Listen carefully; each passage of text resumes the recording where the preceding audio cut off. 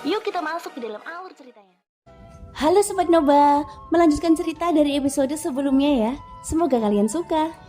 Di episode sebelumnya, Xiaoyan yang baru saja tiba di dunia iblis kuno bertemu dengan 4 orang yang terjebak lebah beracun. Dan setelah membantu mereka dari situasi kematian, mereka memimpin Xiaoyan menuju bintang ungu. Pada saat ini wanita cantik yang mengagumi Xiaoyan itu tiba-tiba berkata, "Generasi muda adalah keturunan langsung dari klan Jin. Namaku Jin Hingwan. Senior sudah menyelamatkanku, merupakan suatu kehormatan jika aku bisa mengetahui nama senior," ucap wanita itu yang bernama Jin Hingwan. Xiaoyan terkejut di dalam hatinya. Dia bisa saja memilih untuk tetap diam, namun tidak ada salahnya untuk mengatakannya.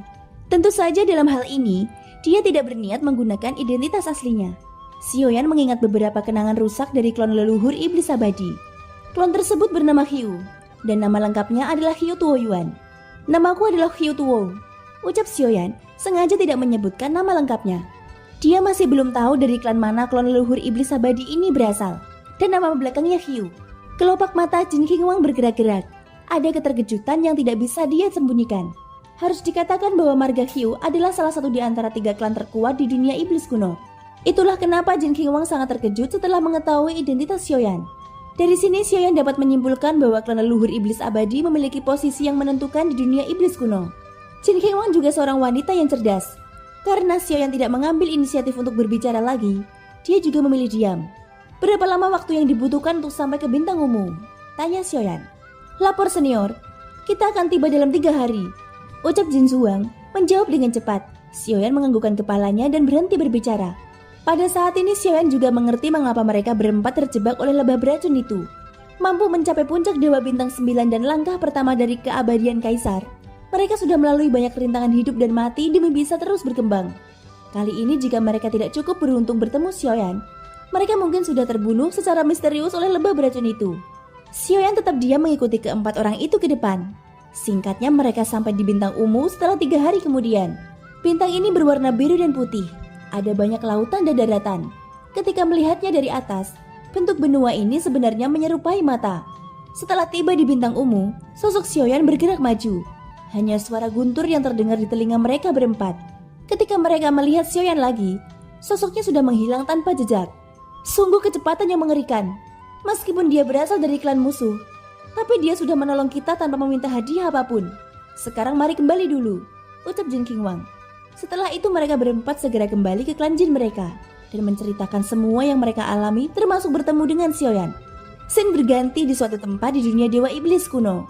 Pada saat ini diperlihatkan 2 pelangi panjang mengaum dalam kehampaan. Kedua sosok tersebut memancarkan aura yang menakutkan.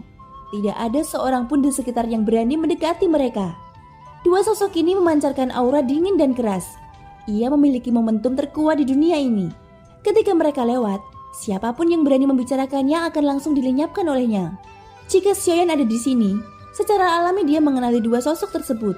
Mereka tidak lain adalah Tianxun dan Ning Yao dari Istana Surga Manusia. Keduanya mengandalkan kekuatan mereka sendiri untuk melakukan apapun yang mereka inginkan di dunia iblis kuno. Mereka terus mencari harta di mana-mana.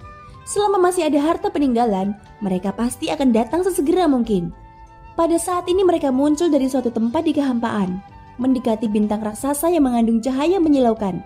Dan planet besar ini tidak lain adalah bintang superstar cemerlang. Jelas Tianxun dan Ning Yao selangkah lebih cepat dari Xiaoyan. Ini karena mereka datang ke dunia iblis kuno lebih awal darinya. Sepertinya mereka bahkan sudah mengetahui sesuatu tentang tempat ini. Arah dan tujuannya sangat jelas. Untuk Xiaoyan saat ini, dia masih memasuki bintang ungu terlebih dahulu. Kekuatan jiwa di tingkat domainnya mendeteksi aura terkuat di bintang ungu. Segera setelah itu, sosoknya datang ke sebuah sekte. Terbang, awalnya dilarang di sini. Namun sosok Xiaoyan berdiri di udara dengan wajah acuh tak acuh. Ada 3 aura tirani di bintang ungu. Salah satunya ada di sini. Kekuatannya mungkin berada pada langkah keempat keabadian Kaisar. Pantas saja klan ini begitu sejahtera untuk mendirikan kota tersendiri. Gumam dalam hati Xiaoyan. "Siapa itu yang berani terbang di zona larangan kita? Kamu mencari kematian." Pada saat ini banyak sosok yang terbang keluar mendekati Xiaoyan. Namun sebelum mereka bisa mendekatinya, mereka merasa seperti terpukul keras. Seteguk darah menyembur keluar. Kemudian sosok-sosok itu langsung melesat ke belakang. Dan mereka memandang Xiaoyan dengan tatapan ngeri. "Siapa yang berani membuat keributan di sini?" Sebuah suara marah terdengar di gedung tinggi pusat kota. Hormat kepada Patria Klan Wan An. Ada orang asing yang tiba-tiba datang melanggar aturan. Ucap para penjaga itu berkata dengan suara serak karena terluka. Terlihat pria parubaya bergegas keluar dan terbang ke arah Xiaoyan. Saudara ini, apakah klan Wanku sudah menyinggung perasaanmu? Ucap Patria Wan An itu menatap Xiaoyan dengan mata dingin. Apakah kamu yang terkuat di bintang ini?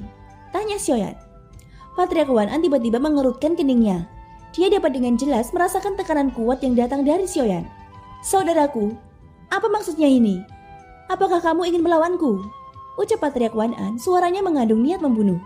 Kamu bukan tandinganku. Izinkan aku mengajukan beberapa pertanyaan kepadamu. Apakah kamu mengetahui banyak hal tentang bintang raksasa bercahaya itu? Ucap Xiaoyan langsung pada intinya. Diremehkan seperti ini, membuat Patria Wan An tidak tahu harus tertawa atau menangis. Seluruh anggota klannya sedang menyaksikan adegan ini. Dalam hal ini demi nama baiknya, dia tidak bisa hanya tunduk pada Xiaoyan. Aku tidak tahu. Ucap Patria Wan An menjawab dengan acuh tak acuh. Dia adalah Patria Klan yang harus menjaga image-nya di depan anggota klan. Xiaoyan mengerutkan keningnya, lalu mengambil setengah langkah ke depan. Ada benang petir menyambar di telapak kakinya. Saat berikutnya sosoknya tiba-tiba saja menghilang. Ketika dia muncul lagi, dia sudah mengepalkan 5 jarinya di depan Wan An. Ekspresi wajah Wan An berubah drastis. Dengan kecepatan ini, tidak mungkin baginya untuk bereaksi. Tinju itu berhenti hanya 1 telapak tangan dari kepalanya. Dengan angin menderu itu, jubah di tubuh Wan An langsung robek. Apakah sekarang kamu tahu? Ucap Xiaoyan berkata dengan dingin. Ya. Aku tahu. Ucap Wan An buru-buru menjawab. Kali ini dia tidak peduli dengan statusnya. Jika Xiaoyan tidak menahan tangannya, mungkin otaknya sudah menghilang saat ini.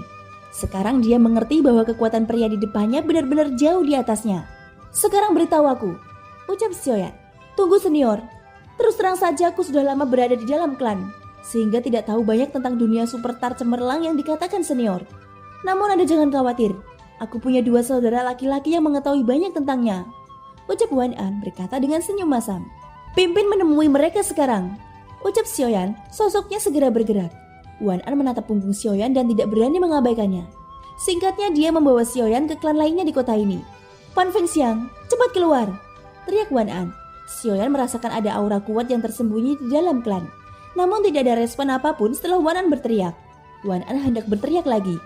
Tapi Xiaoyan melangkah maju, kemudian menghentakkan kakinya ke bawah, mengguncang tanah di sekitar dan membuat bangunan yang tak terhitung jumlahnya goyang. Baru kemudian terdengar suara marah dari dalam gedung. Anjing tua Wan An, apa yang sedang kamu lakukan? Ucap sebuah suara bergema. Orang yang muncul keluar kali ini memiliki tubuh kekar dan terbang menuju Wan An. Dia juga salah satu patria klan di tempat bintang ungu. Pria bernama Wan An langsung mengedipkan mata ke arah Pan Fengxiang yang terakhir segera mengerti. Mata yang dia lihat pada Xiaoyan menjauh penuh hormat. Sudah lama sekali sejak aku mengunjungi Superstar Cemerlang, dan tentunya aku takut informasinya banyak yang salah. Tapi aku kenal seseorang. Dia baru saja kembali dari Superstar Cemerlang. Ucap Pan Fengxiang berkata dengan serius. Xiaoyan tiba-tiba mengerutkan keningnya. Dia merasa dipermainkan. Segera rasa penindasan yang kuat melanda mereka berdua. Dan Pan Fengxiang buru-buru menjelaskan lagi. Senior, tolong percaya padaku. Apa yang kukatakan adalah kebenaran. Dia adalah Patria Klan Jin. Lokasinya tidak jauh dari sini. Kita bisa memanggilnya dengan mudah. Ucap Pan Fengxiang berkata dengan getir. Xiaoyan tidak berbicara. Dia segera melambaikan lengan jubahnya. Dan kemudian mereka memimpin jalan menuju Klan Jin. Apakah senior ini perlu mengetahui sesuatu tentang Superstar Cemerlang? Ucap Wan An bertanya dengan hati-hati. Aku dengar ada reruntuhan di Superstar Cemerlang. Apakah itu benar? Ucap Xiaoyan. Reruntuhan? Mungkinkah yang dibicarakan senior adalah gua cahaya ajaib? Ucap terkejut Wan An. Xiaoyan tentu saja merasa aneh saat mendengar ini. Aku dengar disinilah letak nenek moyang Hang Wang Zeng Dongfu. Tempat itu penuh ilusi. Sepertinya belum ada yang berhasil menembus inti gua ini. Ucap Wan An melanjutkan. Kecuali bintang Superstar Cemerlang. Apakah masih ada sisa reruntuhan di sekitar sini? Tanya Xiaoyan. Banyak reruntuhan kuno muncul di dunia iblis kuno. Tapi banyak juga orang kuat yang pergi ke sana satu demi satu. Apa yang kami ketahui hanyalah sisa-sisa leluhur Hang Wang. Dan tidak tahu tentang yang lainnya. Ucap Wan An berkata sambil tersenyum pahit. Tak lama kemudian mereka sudah tiba ke rumah Klan Jin. Klan Jin adalah klan milik 4 orang yang pernah ditolong Xiaoyan sebelumnya. Patriark Wan An, Patriark Pan Fengxiang, dan Patriark Klan Jin merupakan 3 orang terkuat di planet Ungu. Tapi saat ini kedua patriark tersebut telah menjadi penunggang kuda Xiaoyan. Jin Lidong, tolong keluar sekarang. Ucap Wan An dan Pan Fengxiang. Tepat ketika suara itu baru saja jatuh, tiba-tiba saja ledakan menggelegar datang dari rumah jin. Senior, jangan khawatir. Patria Klan Jin selalu memiliki temperamen yang sangat panas. Aku hanya memintanya untuk keluar sekarang. Ucap Wan An dan Pan Fengxiang, keduanya terbang mendekat rumah jin. Xiaoyan memandang mereka berdua dengan tatapan dingin di matanya. Segera nyala api mengembun di telapak tangannya. Api 3 warna bergabung dan menyatu satu sama lain.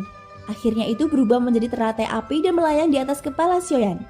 Seperti yang dikhawatirkan, pada saat ini cahaya dingin melesat keluar. Itu menunjuk tepat ke arah Xiaoyan.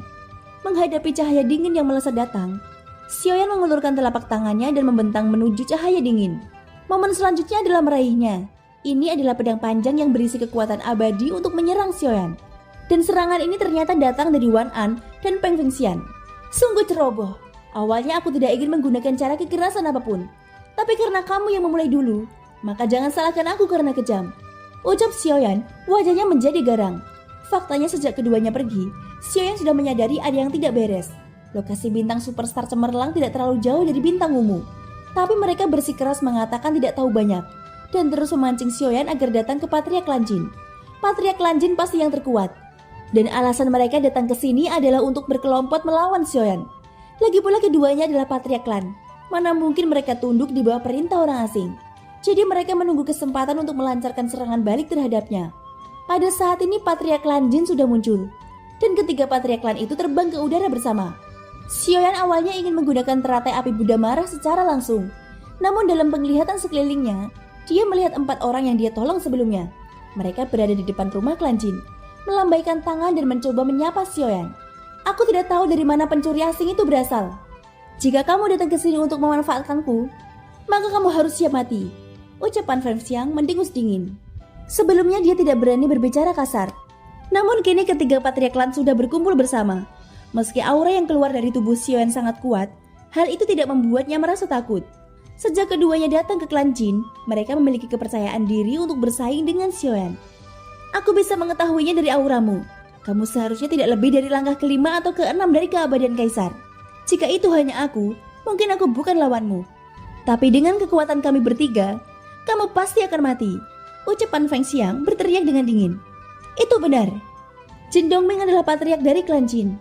Kekuatannya sudah mencapai langkah ke-6 keabadian Kaisar. Kamu sama sekali tidak memiliki kualifikasi untuk menang. Entah kamu keluar dari bintang ungu sekarang, atau kami akan bergabung dan membunuhmu di sini. Ucap Wan An. Xiaoyan tidak memiliki ekspresi di wajahnya. Terkadang jika seseorang tidak menggunakan kekerasan, memang sulit untuk menyelesaikan masalah tersebut. Setelah Pan Fengxiang dan Wan An selesai berbicara, mereka mengalihkan perhatiannya ke Patria Klan Jin. Dia yang terkuat di sini, dan pada saat ini Patria Klan Jin yang selama ini diam akhirnya maju selangkah. Melihat ini, sudut mulut Pan Fengxiang terangkat dengan senyum dingin. Tampaknya Jin Dongming bersedia bergabung dengannya. Dengan kekuatannya yang sudah mencapai langkah ke-6 keabadian Kaisar, secara alami Wan An dan Pan Fengxiang sangat percaya diri. Mari kita mengambil tindakan bersama dan melihat apa yang mampu dilakukan oleh pencuri asing ini. Ucap Wan An sudah tidak sabar. Jin Dongming melangkah maju. Pan Fengxiang bahkan lebih bersiap untuk pergi pada detik berikutnya. Kekuatan Pan Fengxiang sama seperti Wan An, yaitu langkah ke-4 dari keabadian Kaisar. Secara alami dia juga sangat percaya diri dengan kekuatannya sendiri. Namun pada saat ini tangan Jin Dongming yang terulur tidak mengeluarkan senjata. Juga tidak ada gerakan membentuk segel tangan. Sebaliknya dia menangkupkan tangan dengan hormat kepada Xiaoyan. Jin Dongming dari Klan Jin memberi hormat kepada senior. Terima kasih sudah menolong keempat putra-putri kami. Suatu kehormatan bagiku bisa bertemu leluhur dari Klan Qiu yang terkenal. Ucap Jin Dongming. Pan Fengxiang yang baru saja melangkah keluar dengan telapak kakinya, tiba-tiba saja membeku di tempatnya. Kemudian dia menatap Jin Dongming dengan tajam, seolah-olah dia disambar petir. Klan Jin tidak berniat menyinggung senior. Jika senior membutuhkan sesuatu, aku Jin Dongming tidak akan berani mengabaikannya. Ucap Jin Dongming melanjutkan. Melihat Jin Dongming yang sangat serius, saat itulah Pan Fengxiang bereaksi.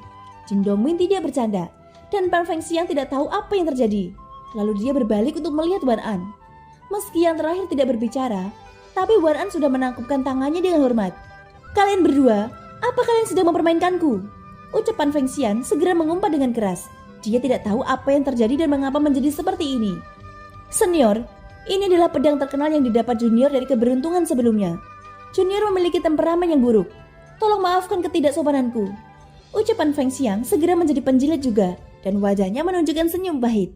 Segera setelah itu dia memberikan kotak pedang dan menyerahkannya kepada Xiaoyan dengan tubuh membungkuk. Dibandingkan dengan hidupnya, jelas Pan Fengxiang tidak berani bertaruh. Mengingat apa yang dikatakan Jin Dongming, status orang di depannya adalah salah satu dari 3 klan besar di dunia iblis kuno. Pada saat ini ketiga patriark dari bintang ungu yang disegani semua orang sebenarnya membungkuk kepada Xiaoyan. Adegan ini sangat mengejutkan semua orang yang menontonnya. Mereka tidak tahu seberapa kuat kekuatan Xiaoyan di depannya, yang bahkan mampu membuat para patriark klan mereka bisa begitu hormat. Berapa banyak yang kamu ketahui tentang gua cahaya ajaib? Tanya Xiaoyan hanya menatap Pan Fengxiang dengan dingin. Xiaoyan tidak tertarik pada pedang yang diberikan Pan Fengxiang. Aku pernah berada di dalam gua cahaya ajaib, ucap Pan Fengxiang segera berkata. Dia berharap bisa menghilangkan perilaku sembrono yang sebelumnya. Hanya saja gua cahaya ajaib yang berisi cahaya itu terlalu aneh. Setelah aku masuk, aku bertemu dengan beberapa penyusup. Aku melenyapkan mereka. Kemudian aku menghabiskan beberapa tahun di gua ajaib sebelum akhirnya melarikan diri. Itu sangat aneh. Sejauh ini belum ada seorang pun yang benar-benar memasuki inti gua cahaya ajaib. Ucapan Fengxiang melanjutkan dan menceritakan semua yang dia ketahui tentang gua cahaya ajaib. Xiaoyan sedikit mengernyit saat mendengar ini. Apakah ada yang lain? Tanya Xiaoyan. Baru-baru ini banyak orang kuat telah tiba di bintang superstar cemerlang. Senior, kamu mungkin datang ke sini karena alasan ini kan? Ucap Jin Dongming. Aku telah bepergian ke sini. Jika aku mengerti, apakah menurutmu aku masih perlu bertanya kepadamu? Ucap Xiaoyan berkata dengan dingin. Paksaan kuat tiba-tiba melanda mereka bertiga. Senior, apakah kamu akan pergi ke gerbang kuno? Ucap Jin Dongming. Xiaoyan berpikir dalam hatinya setelah mendengar ini. Dia sama sekali tidak mengetahui nama-nama ini. Namun dia tetap tenang. Tidak ada ekspresi di wajahnya dan tidak ada jawaban. Aku tidak akan menyembunyikannya dari senior. Junior juga mendengarkannya. Di gua cahaya abadi memiliki skill tingkat kuno iblis abadi. Ucap Jin Dongming melanjutkan. Skill tingkat kuno iblis abadi? Xiaoyan terkejut saat mendengar ini. Ini adalah sebuah misi Xiaoyan. Awalnya dia berpikir bahwa skill kuno iblis abadi ini pasti merupakan hal yang sangat langka. Tanpa diduga dia mendapatkan petunjuk setelah datang ke dunia iblis kuno. Sungguh, ucap Xiaoyan sedikit menyipitkan matanya. Entah itu benar atau tidak, aku tidak tahu. Tapi sudah banyak orang kuat yang berkumpul di superstar cemerlang. Tidak mudah untuk membobol gua ajaib yang berisi cahaya larangan yang menakutkan. Terdapat 88 lapisan cahaya terlarang. Memasukinya seperti memasuki ruang tanpa batas. Tidak mungkin untuk membobolnya. Sejauh ini seharusnya belum ada yang memasukinya. Jadi apakah benar ada skill kuno iblis abadi masih tidak diketahui? Ucap Jin Dongming. Aku akan pergi ke superstar cemerlang. Kalian bertiga pimpin jalan untukku. Ucap Xiaoyan tanpa basa-basi lagi. Mari kita lihat, apakah skill kuno iblis abadi itu benar atau salah. Pada saat ini ketiganya tampak getir. Tapi mereka tidak berani menundanya dengan cara apapun. Pan Fengxiang mengambil inisiatif mengeluarkan kompas berbintang dan melemparnya ke udara. Kompas itu meluas hingga puluhan kaki. Senior, ini mungkin tidak sebagus kompas penerbangan para pendahulu. Tapi ini sudah menjadi kompas terbaik untukku. Ucapan Fengxiang. Xiaoyan melihat kompas itu dengan rasa kagum. Tapi wajahnya tanpa ekspresi. Eksistensi di dunia iblis kuno tidak membutuhkan bahtera untuk melakukan perjalanan melalui kehampaan. Sebagai gantinya menggunakan kompas sederhana ini, mereka dari Sensi benar-benar menjalani hidup yang lebih baik dibandingkan di sini. Thank you guys sudah mendengarkan ceritaku sampai akhir. Semoga hari kalian menyenangkan ya. Happy malming dan bye-bye. Sampai jumpa.